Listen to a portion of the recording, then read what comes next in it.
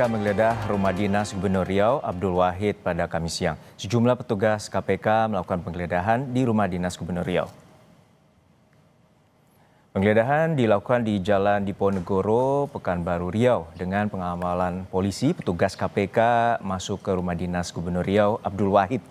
Rumah dinas merupakan rumah yang menjadi tempat tinggal Abdul Wahid sebelum ditangkap KPK. Sebelumnya KPK melakukan operasi tangkap tangan di kantor PUPR Riau. Dalam rangkaian OTT, KPK belakangan menangkap Gubernur Riau Abdul Wahid di tempat terpisah. Selain Abdul Wahid, KPK juga menangkap 9 orang lainnya, meliputi Kadus PUPR Arief Setiawan, Sekretaris PUPR Riau, 5 Kepala UPT, Kasih Pembangunan, 2 pengusaha rekanan proyek, serta 1 tenaga ahli Gubernur Riau. Dari pemeriksaan KPK, 3 orang ditetapkan sebagai tersangka, yakni Gubernur Riau Abdul Wahid, Kadis PUPR Riau Arief Setiawan, serta tenaga ahli Gubernur Riau Dani M. Nur Salam.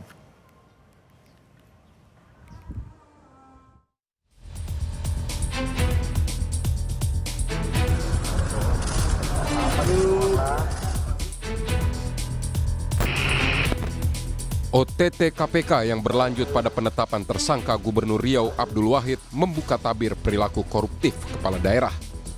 Dalam kasus ini, KPK menemukan adanya praktik pemerasan terhadap pegawai dinas PUPR Riau oleh Gubernur nonaktif Abdul Wahid.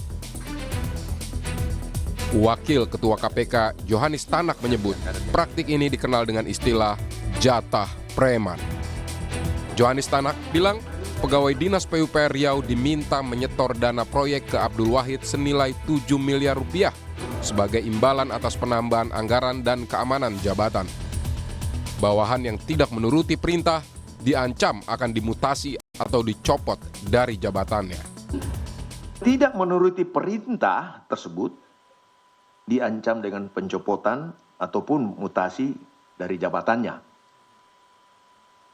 Di kalangan dinas PUPR PKPP Riau, permintaan ini dikenal sebagai istilah jatah preman.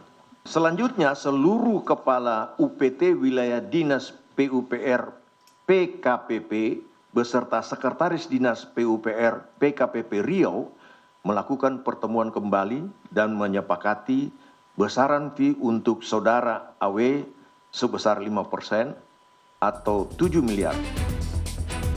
KPK dalam kasus ini menyita uang sebesar 9.000 pound sterling dan 3.000 dolar AS atau setara 800 juta rupiah dan menangkap 9 orang lainnya selain Abdul Wahid. Pasca pemeriksaan, Abdul Wahid menolak berkomentar soal kasus yang menjeratnya. PKB asal partai Abdul Wahid memilih untuk menyerahkan sepenuhnya kasus ini ke KPK. Ketua Umum PKB Muhaimin Iskandar bilang masih menunggu proses hukum yang dilakukan KPK. PKB menurut Muhaimin juga belum menerima permintaan pemberian bantuan hukum untuk Abdul Wahid. Ya kita tunggu aja apa yang KPK putuskan, kita ikut. PKB akan memberikan bantuan hukum nggak, Gus? Belum ada permintaan. Akan dibaca dari kader, Gus? Kita lihat, kita tunggu perkembangan. Sebelumnya, KPK menetapkan Gubernur Riau Abdul Wahid bersama Kepala Dinas PUPR PKPP Muhammad Arief Setiawan dan tenaga ahli Gubernur Riau Dani M. Nur Salam sebagai tersangka kasus dugaan pemerasan atau penerimaan hadiah di Pemprov Riau tahun anggaran 2025. Ketiganya diduga melakukan penambahan anggaran 2025 yang dialokasikan pada UPT, jalan, dan jembatan wilayah 1 hingga 6 Dinas PUPR PKPP dari 71,6 miliar menjadi 177,4 miliar rupiah. Liputan Kompas TV. Pendalaman kasus dugaan korupsi dengan modus jatah preman oleh Gubernur Abdul Wahid masih didalami oleh KPK. Lalu bagaimana sebenarnya celah praktik koruptif kepala daerah? Kita akan bahas bersama peneliti Pukat UGM Zainur Rohman. Selamat petang Mas Zainur. Selamat sore. Ya, Mas Zainur, untuk saat ini bahwa modus klasik korupsi di sektor infrastruktur terutama di Provinsi Riau ini telah menjerat 4 gubernur. Lalu seperti apa Anda melihatnya bahwa kasus ini selalu berulang? Ya tentu menyedihkan ya, kuatrik 4 kali gubernur Riau terjerat operasi tangkap tangan ya. Artinya tidak ada pembelajaran yang diambil dari kasus-kasus sebelumnya dan tidak pernah ada perbaikan sistem yang berarti yang signifikan sehingga kasus ini terus berulang. Kenapa? Karena memang sejauh ini tidak pernah ada perombakan terhadap misalnya bagaimana pemilihan kepala daerah itu harus dilakukan bersih tanpa ada politik uang dan juga menekan biaya politik. Kita tidak mungkin mengharapkan hasil yang berbeda dengan cara yang sama ya. Kalau cara-cara pemilihan kepala daerah terus-menerus mengutamakan serangan fajar, high cost politik dengan pembelian perahu kepada parpol, ada sekian banyak pengeluaran yang harus ditanggung oleh calon kepala daerah, maka nanti kalau mereka sudah terpilih, yang akan dilakukan adalah mengembalikan modal politik sekaligus memupuk modal politik untuk kontestasi berikutnya. Nah, saya lihat memang ini adalah pelajaran yang kesekian kalinya dari korupsi di daerah yang terus berulang karena tidak berubahnya sistem pemilihan kepala daerah kita. Artinya Anda melihat adanya siklus korupsi sistemik terutama di kepala daerah?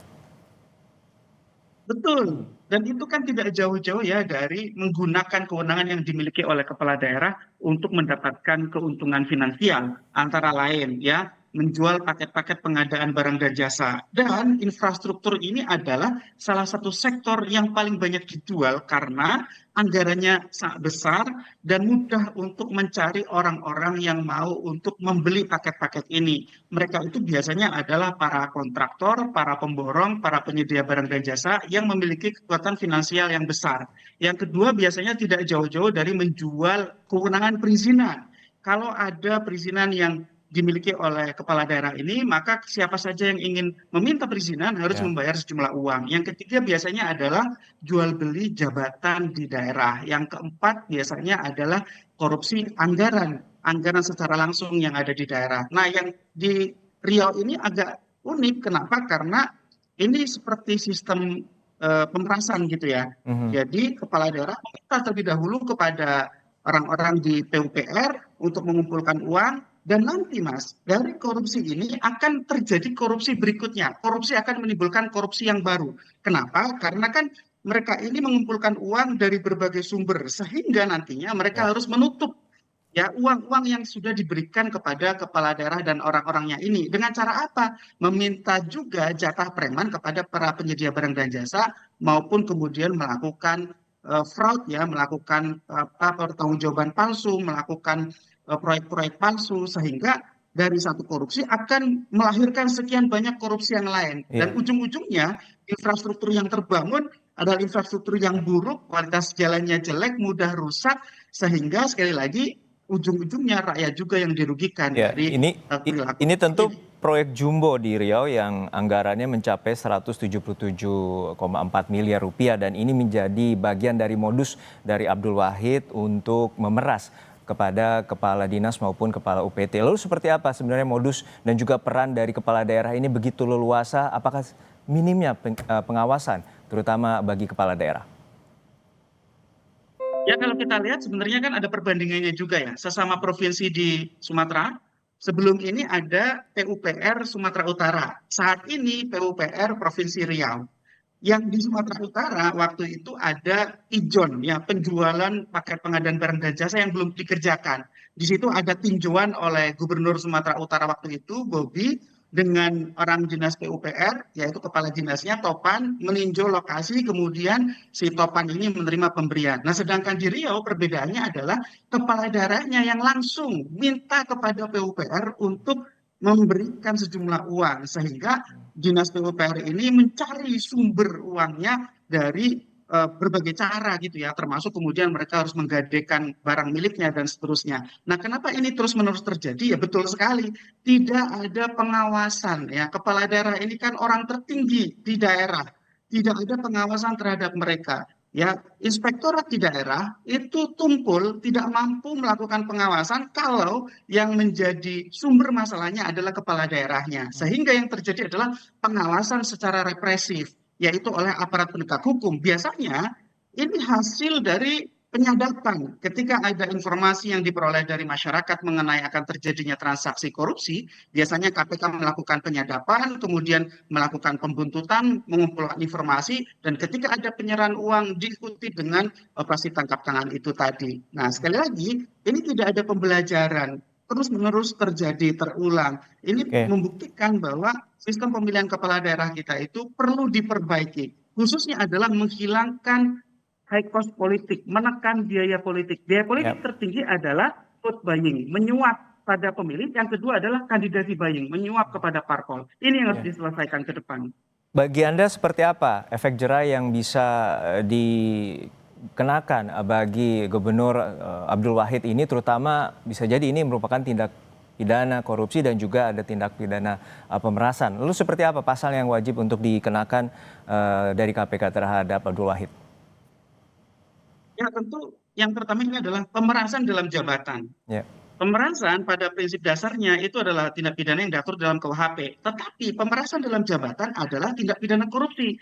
Sehingga nanti KPK harus mengenakan terhadap Gubernur Riau ini pasal pemerasan dalam jabatan yang itu merupakan tindak pidana korupsi. Yang kedua, harus juga dibongkar kemungkinan-kemungkinan terjadinya pemerasan atau penerimaan suap atau gratifikasi di kasus-kasus sebelumnya.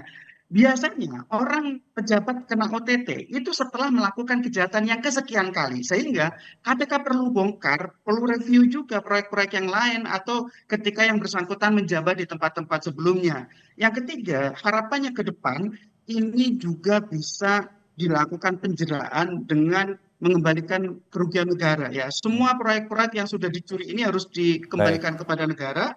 Yang kedua, harus dicabut nanti hak politiknya agar mereka ini tidak lagi bisa menduduki jabatan politik setidaknya untuk jangka waktu 5 tahun. Itu. Baik, kita terus cermati bagaimana pengusutan tuntas oleh KPK terkait dengan kasus korupsi yang menjerat Gubernur Riau Abdul Wahid. Terima kasih atas perspektif Anda, Mas Zainur Rohman, peneliti Pukat UGM telah berbagi bersama kami di Kompas Petang.